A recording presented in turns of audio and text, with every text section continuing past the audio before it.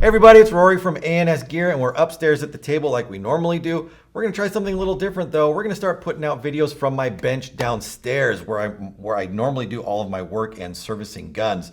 We're gonna start a line of videos that is going to help you become a more confident, better paintball player when it comes to managing your own gear. How to fix your guns, common problems that I see with equipment, how to fix tanks, loaders, all those things that we always get questions about. Hopefully these videos can help you solve your own problems and not be relying on someone else to do for you. So I'm trying to help you out, make you a more confident, better paintball player. So watch the videos. We're gonna upload all sorts of content. Thanks for watching, ansgear.com.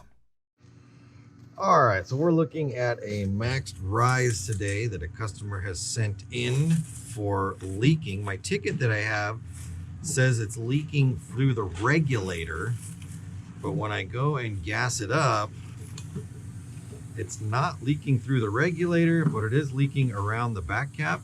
It's not really leaking out the back of the cap, like the hole in the back right here, but it's leaking from around the outside of the back cap.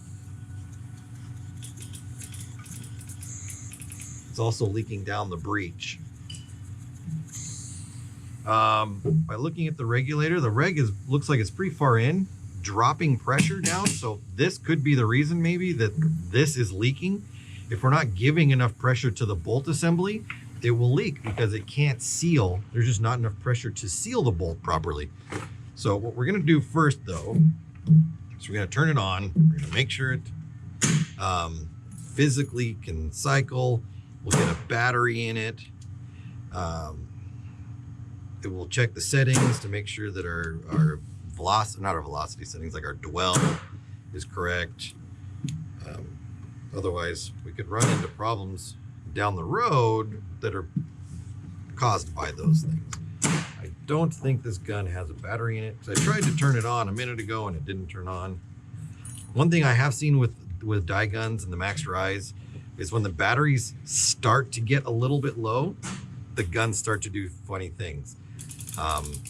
So always replace your battery. First things first. So let's get inside here and see what's going on. There is a battery.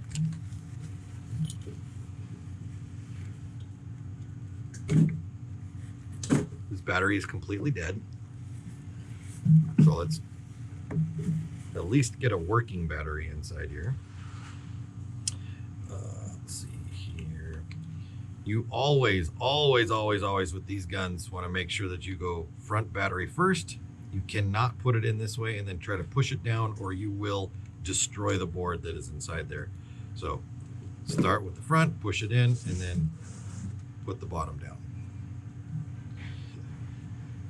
We're gonna go into programming, which I think is 2 up. I don't remember. Let's just see what the, yeah, I was right. So you take dip switch number 2, flip it up, turn the gun on, and that gets you into programming mode. Green is the trigger sensitivity. I'm not really worried about that. Red is the dwell. I really want to make sure that's set. The stock setting for dwell should be 40 blinks, which I'm not sure if that's 40 milliseconds or not. It could be, but it's 40 blinks. If that's 40 milliseconds, it is what it is. So I'm going to check that. So right now the dwell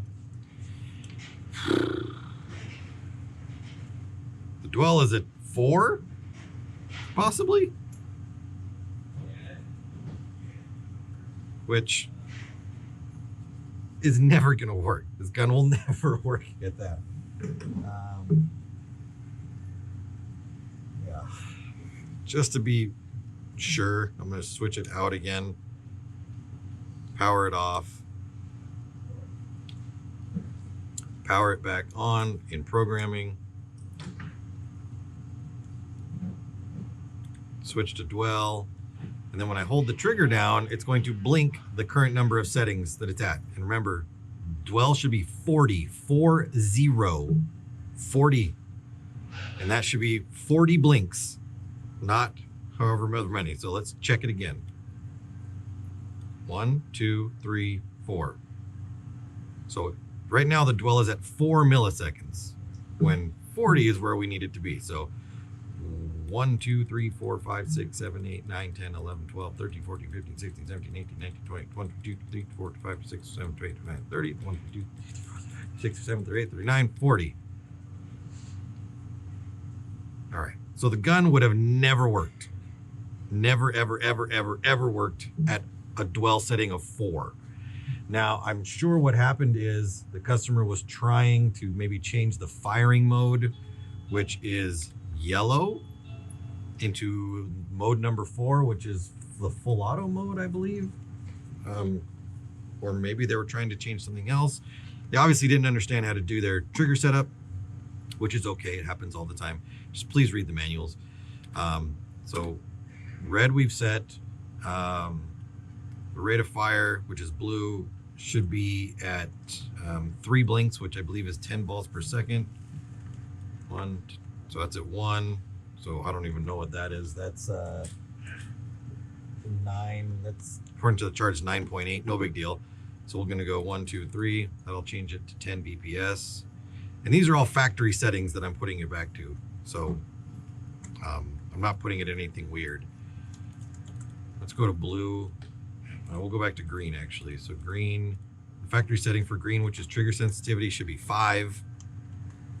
1, 2, 3, 4, 5, 7, 8, 7.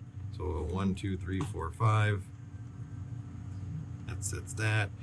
And then we'll go to yellow, which is firing modes, which factory is 1 blink, which is semi-auto. So it's in full auto right now. 1, 2, 3, 4. Oops, I don't really want to do that. I want 1. Actually, we'll do PSP, which is 3 blinks.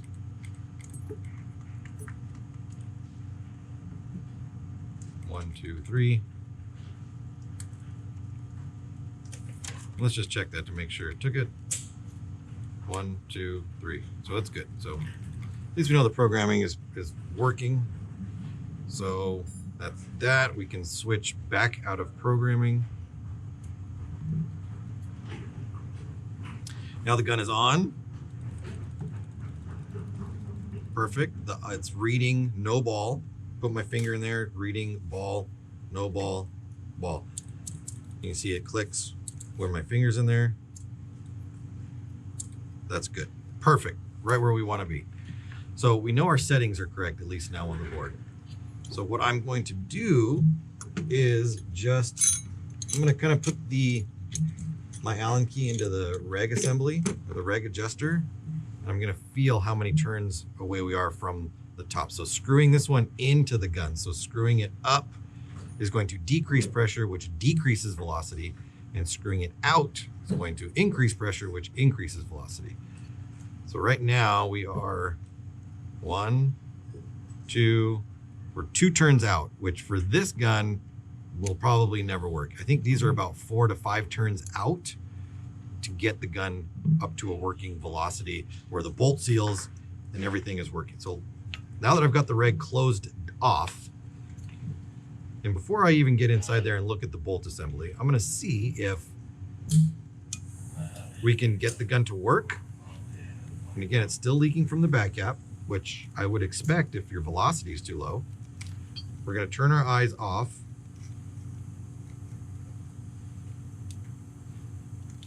So now our eyes are off, and it's trying to shoot, but nothing's happening. Obviously the pressure is too low. So I'm starting to increase. You can see I'm turning this and shooting.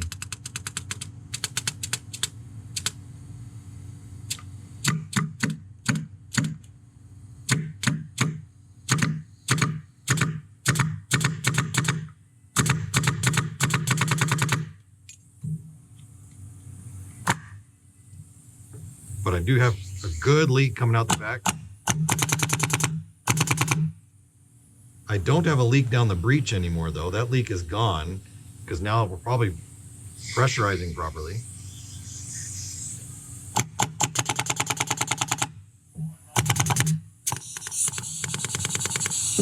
Now we're kind of just jammed up on there. We still have proper pressure. So I'm gonna rebuild the bolt real quick. and just see what's going on inside of there. I think the regulator's fine. For these, as you unscrew this bolt, it's possible to like start to unscrew sections of the bolt assembly inside of here. So as we turn this, you really only need like 2 turns, and then you can push the bolt out. But as you can see, that 2 turns out completely separated this out. So what I'm probably going to find is that the bolt wasn't assembled properly inside the gun to even work the way it should be.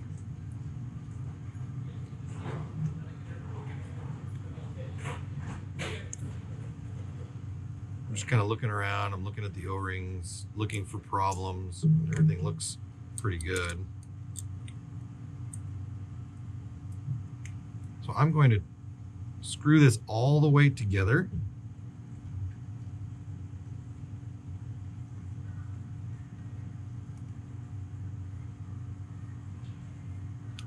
This is the incorrect O-ring. Somebody put an O-ring right here, probably because they didn't screw their bolt all the way together, and they thought that needed an O-ring because there was a gap there.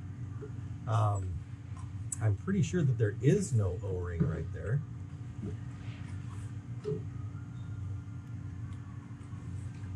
Yeah, there's nothing is supposed to be right here. So this altogether is incorrect. Nothing should be here. There should be no O-ring. And by having this O-ring here, what that's doing is it's not letting the bolt screw completely together, right? So what that does is these rear 2 O-rings that are supposed to seal the back end of the gun properly cannot seal because they are too far back. Because this could not screw together all the way, these are sitting further back than they should be, and they're not sealing up at the rear of the gun. So that's that issue that I'm looking at right there. So I'm going to pull this apart real quick because I'm seeing some weird, like, pieces of, I don't know if that's Teflon or what that is. It's black goo. And the only part of the gun that really has black in it would be the reg seat inside the regulator, which maybe we'll have to pull apart. And look inside there and see if it's blowing through the rest of the gun. I mean, I don't see it in the bolt. I don't see it anywhere else, but it concerns me that it's there. I mean, it shouldn't be in that area.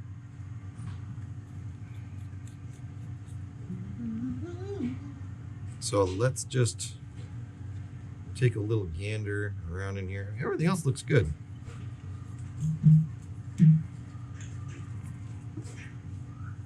I'm going to bet that this gun is having an issue solely because somebody put an extra O-ring where one did not go. And again, it wouldn't be the first time I've seen that. It's pretty normal. But if you're not sure how your bolt goes together, then you're going to run into those problems where you just don't understand where things need to go and how they need to sit. And that looks like a perfect spot to put an O-ring if it wasn't screwed all the way together. Know what I mean? So let's get that back together. I'm going to put some grease on these just because we've got it apart. Here, here, and here. I'll put a little bit on the inside here. This O-ring right here, this 17, that's this orange one that's inside here. Super important with sealing the front of the can.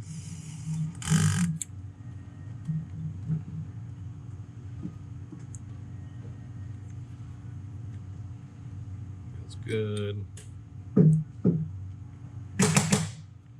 Screw this correctly together. Right there. I'm going to put a little grease on the O-rings back here. And then I'm going to clean this up. I mean, this could just be debris from being out there and using it.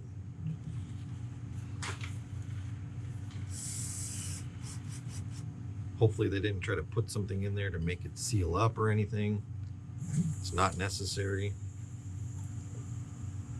They didn't Teflon anything. As I put this bolt in here, I'm not going to just smash it in there because I want to make sure I save the integrity of any of these O-rings that are on here. I'm going to gently rotate in the direction that keeps these pieces tight, not counterclockwise where they might unscrew each other, but clockwise to keep them together, and push as I turn all the way in. Then I'm going to turn this to where it stops, and I'm not going to tighten it even. I'm going to go to where it stops. I'm going to leave it alone. So it was leaking as it sat right there. I have not changed any O-rings. All right, so like I was saying, the camera got weird on me for a second there.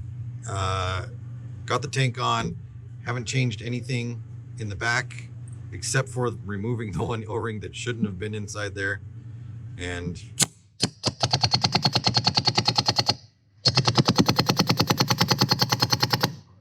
we got no leaks. We got nothing going on. It's all it was.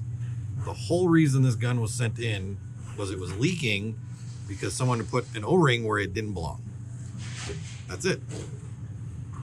So now we'll take it over to the chrono and we will make sure that we're at velocity. If we're not at velocity, then we will adjust it a little bit to get to velocity, because we could be a little bit low still. I don't know exactly. I'm going to put the eye pipe back in. Careful not to shoot my fingers while I'm putting that in there. And then go test it. Let's see if I can take you with me.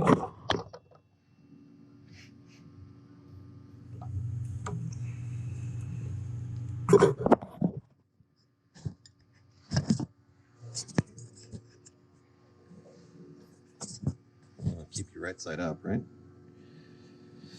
So I'm gonna go over here. I'm gonna grab a barrel that I have, which is for reball.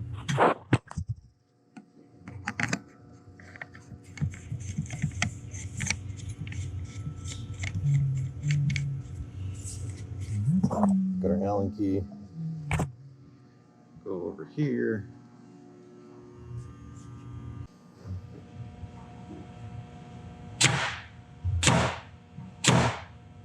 Sounds like it's shooting way too hard. 368. Crushing it.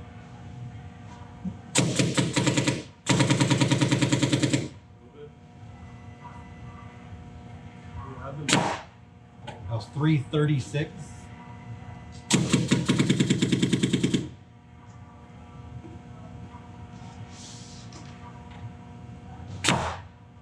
That's 318 right there, and reball is typically about 20 BPS higher than paint would be. So normally I like to set the reball at just about like 300, 305.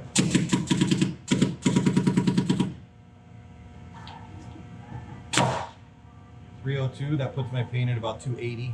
So let's get a couple more in there. 303, 298. Perfect. This one's finished. Rory, do you know where we have? I was trying to talk to them.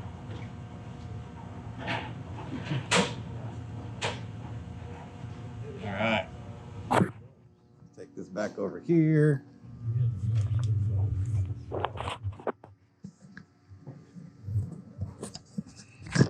Put you in your little house. And that's it. This gun is done. Going back out the door to the customer. Something as simple as an O-ring being in the wrong spot caused all the problems. See you in the next video.